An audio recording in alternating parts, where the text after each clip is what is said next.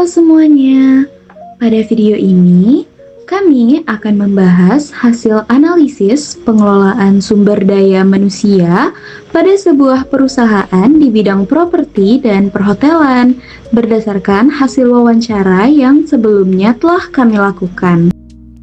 Nah, oleh karena itu, analisis ini dilakukan dengan tujuan untuk melihat bagaimana perusahaan dalam mengelola sumber daya manusianya, mulai dari proses pengembangan karyawan hingga upaya perusahaan dalam meningkatkan kesejahteraan dan juga kinerja karyawan mereka. Maka, mari kita simak pembahasan berikut ini.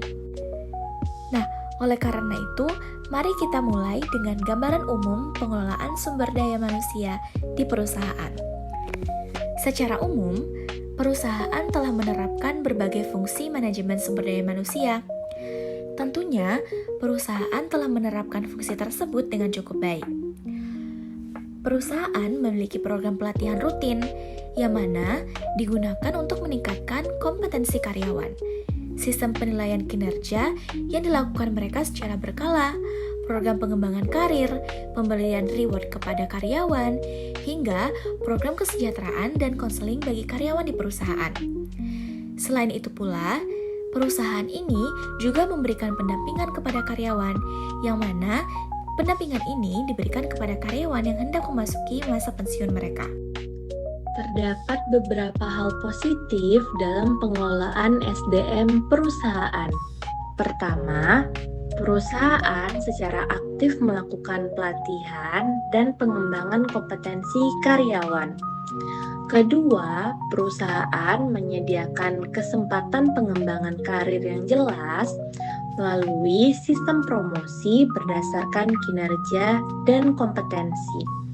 Ketiga, perusahaan memberikan berbagai bentuk penghargaan yang mampu meningkatkan motivasi kerja karyawan. Selain itu, perusahaan juga memperhatikan kesejahteraan karyawan melalui layanan konseling, program keselamatan kerja, dan komunikasi yang baik antara manajemen dan karyawan. Meskipun pengelolaan sumber daya manusia telah berjalan dengan baik, masih terdapat tantangan dalam program pengembangan calon manajer.